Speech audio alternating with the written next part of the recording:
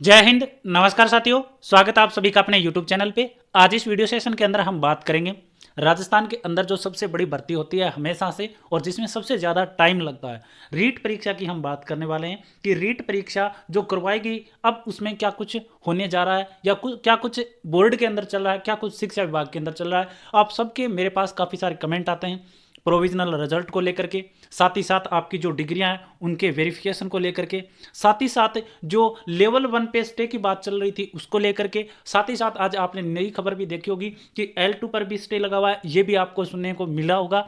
साथ ही साथ हम बात करें जो पीएच जो कैंडिडेट हैं उनके जो सर्टिफिकेट वेरिफिकेशन है, डिग्रियां वेरिफिकेशन है, उनको लेकर के, स्पोर्ट्स जो कैंडिडेट है उनको लेकर के प्रतीक्षा सूचियां जारी होगी, कब होगी, कितना समय लगेगा, रिस्पल रिजल्ट कब तक आएगा, इन सारी चीज़ों पे आज इस वीडियो के अंदर हम बात करेंगे। वीडियो थोड़ा सा लंबा रहने वाला है क्योंकि आप सबके काफ़ी सारे कमेंट होते हैं, सबका मैं रिप्लाई नहीं दे पाता हूं, लेकिन वीडियो के माध्यम से आपने देखा होगा कि समय समय पर आप सबके जवाब है वो मिलते रहते हैं।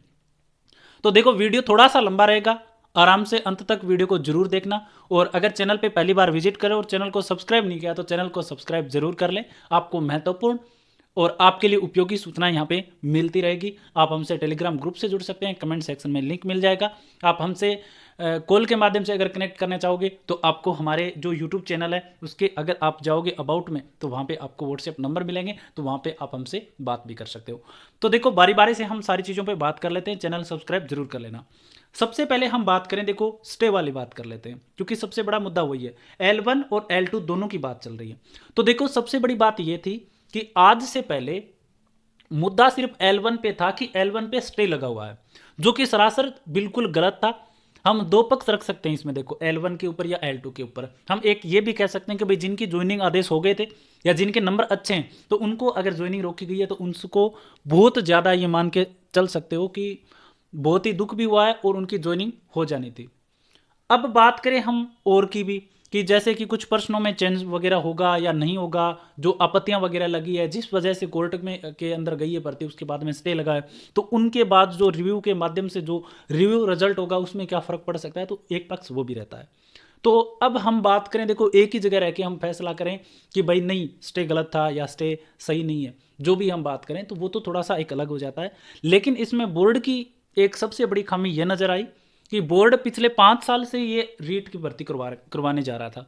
5 साल से इन्होंने भर्ती करवाई, उसके बाद में उत्तर कुंजी के अंदर इतनी सारी त्रुटियां होना और उसके ऊपर संज्ञान नहीं लेना, ये बहुत ही दुर्भाग्यपूर्ण रहा। क्योंकि इतनी बड़ी भर्ती थी, उसके बाद में ये सारी जो प्रोसेस चल रही थी, क्योंकि एक तरीके से हम माने कुछ चीज़ों की, हम सारी चीज़ों पे संभावना होती है। जैसे L1 के अंदर बहुत सारे स्टूडेंट को ज्वाइनिंग मिली है, जैसे हम माने कि जिनकी डिग्रियां यहीं की थी और जिनके लगभग पूरे पूरे नंबर थे उनको ज्वाइनिंग मिली है। अब ये मान लो हाईकोर्ट के अंदर चुनौती दी गई है, अगर कल को मान लो 2% चेंज होते हैं तो उनके नंबर तो फिर कट ऑफ से कम होते हैं, ये मान के चलो, तो उनके तो कम हो गए, क्या फिर उनकी जॉब जाएगी? या हम एक ये कह सकते हैं कि फिर अगर उत्तर कुंजी चेंज होती है तो उनकी जॉब जाके नए स्टूडेंट को मिलेगी? ये तमाम बहुत सारी बातें रह जाती है। तो बोर्ड की तरफ से सबसे बड़ी वजह क्या चल रहा है कि बोर्ड के अंदर जो हरिप्रसाद जी शर्मा छोड़े गए, उसके बाद में आलोक राज जी को जो बनाया, आलोक राज जी को सिस्टम का पता नहीं था, कर्मचारी क्या काम करें क्या नहीं करें ये इनको मालूम है नहीं। दूसरी बात, जो बोर्ड की तरफ से जो वकील किया जाता है वो भी खास तौर पे काम करता नहीं। खामियाजा किसको भुगतना पड़ता है हर बार? देखो, ये तो हमेशा से मैं कहता रहा हूँ कि भुगतता कौन है? हमेशा स्टूडेंट भुगतता है, बेरोजगार भुगतता है। आंदोलन करेगा कौन? स्टूडेंट करेगा। तो उसका श्रेय कौन ले जाएगा? कोई बेरोजगार नेता ले जाएगा। आप चुनौतियां आप दोगे हाईकोर्ट में, उसका श्रेय भी कोई और ले जाएगा। मेहनत आप करोगे, जॉब आपको मिलनी है, उसमें भी क्रेडिट कौन ले जाएगा? और कोई ले जाएगा। तो ये सारी चीज़ें देखो चलती रहती है। अभी तक स्टेटस ये है कि L1 और L2 की इन्होंने ये कहा कि भाई L1 पे तो स्टे, L2 की तो ऐसी कोई बात ही नहीं थी। लेकिन बोर्ड क्या कह रहा है कि हम L2 का जारी तो कर दें प्रोविजनल रिजल्ट, क्योंकि काफ़ी सारे बचे हुए हैं, लेकिन हम किसी प्रकार का कोई वो नहीं चाहते वाद विवाद। रिव्यू के लिए बोला गया तो हम रिजल्ट रिव्यू करेंगे। भाई रिजल्ट रिव्यू कब करोगे? आपसे रिजल्ट नहीं तैयार हुआ इतने दिन से, तो रिव्यू तो पता नहीं कितने दिन लगा दोगे आप। रिव्यू के अंदर ये होगा कि इसके लिए कमेटी का गठन होगा, कमेटी गठन होगा, वो कमेटी जांच करेगी, उसके बाद में आपको रिजल्ट मिलेगा, फिर आप कोई जारी करोगे। इतने में ये हो सकता है कि भाई सीधी सी बात है, देखो हर एक को अधिकार होता है अपनी तरफ से कोई ना कोई काम करने का, तो ये मान लो याचिकाएं लग जाती है और कुछ हो तो वो भी रुक सकता है। तो फिर तो इन सारी चीज़ों पे बोर्ड को स्पष्टीकरण देना चाहिए, नई सरकार को भी इसमें दखल दे करके और ये काम फटाफट से करवाया जाना चाहिए। तो साथियों मैं ये कह सकता हूँ कि आंदोलन का जो एक माध्यम होता है वो आपको चुनना इसमें पड़ सकता है, क्योंकि मेरे को जहाँ लगता है इसमें आपको टाइम बहुत ज़्यादा लेने वाला है, बोर्ड भी और सरकारें भी। तो अभी आप जो प्रोविजनल का जो वेट कर रहे थे, जितने भी जो स्टूडेंट थे सब बार बार मेरे पास मैसेज कर रहे थे, तो वो रिजल्ट एक बार के लिए रुक गया, नहीं आएगा, क्योंकि बोर्ड ने ये स्पष्ट कर दिया है कि एक बार हम नहीं करेंगे। अब L1 की सुनवाई है 20 या 21 तारीख के लगभग, वो हो जाता है। अगर वहाँ से वो निकल जाए ना, उसके बाद में रिजल्ट रिव्यू होना है, तो रिव्यू होके भी देखो टाइम लग जाएगा, ये मान के चलो कि टाइम तो लगेगा ही। अब तो टाइम थोड़ा सा लगेगा, एक बार के लिए आप थोड़ा वेट कर लेना, क्योंकि इन दोनों चीज़ों में प्रोविजनल वाली बात हो गई है।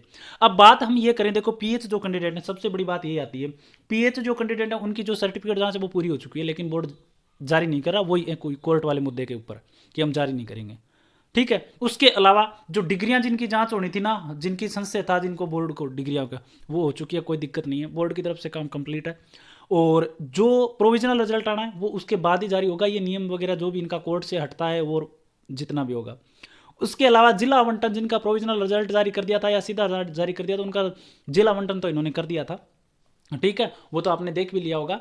उसके अलावा हम बात करें वेटिंग लिस्ट का या रिस्पल रिजल्ट का, तो रिस्पल रिजल्ट के लेकर के मैं बार बार बोलता भी रहता हूँ कि रिस्पल रिजल्ट है वो कुछ बार तो ये रहता है कि जैसे प्रोविजनल रिजल्ट आ रहा है, तो प्रोविजनल रिजल्ट तक पोस्टें जो खाली है ना, उस पर भी रिस्पल मतलब कट ऑफ कम ज़्यादा करके भी रिजल्ट और स्टूडेंट लेके उनमें डाल देते हैं वो, कुछ बार तो ऐसा होता है। और कुछ बार ये होता है कि एक बार के लिए डाल देते हैं और जो खाली रहती है उसके बाद में भी। वेटिंग लिस्ट का ये रहेगा, वेटिंग लिस्ट का थोड़ा सा फर्क होता है ये कि एक बार जैसे L1 में 21,000 पोस्ट है ना, तो बोर्ड एक बार करेगा कि 21,000 पदों पे एक बार परिणाम जारी कर देगा एक बार के लिए। उसके बाद में कितने ज्वाइन करते हैं, कितने नहीं करते हैं, कितनी खाली है, उसके बाद जो रिजल्ट आएगा वो वेटिंग आएगा, उसके लिए थोड़ा इंतजार करना पड़ेगा। और वेटिंग में हमेशा से मैं आपको कहता रहा हूँ कि जो पॉइंटों से रहे ना, उनके बहुत अच्छे खासे चांस हैं कि उनका सिलेक्शन हो जाए। ठीक है, तो इन्हीं तमाम बातों को लेकर जुड़ा था, मैंने बता दिया कि जो स्टे वाली जो सिस्टम है वो क्या चल रहा है। आप सबको आंदोलन का जो सहारा है वो लेना पड़ सकता है, क्योंकि काफ़ी सारा टाइम है वो बोर्ड खाने वाला है, जहाँ तक मेरा मानना है, क्योंकि जो चीज़ें चल रही है आप सबको पता है कि ये खुला एक मार्केट होता है जिसमें हर तरीके के लोग होते हैं, और ज़्यादातर आप सबको पता है कि नेगेटिव लोग होते हैं जो भर्तियों को अटकाने का काम, ये सारी चीज़ें चलती रहती है। तो इसमें थोड़ा सा टाइम लगेगा, प्रोविजनल रिजल्ट है वो तभी जारी करेंगे वो।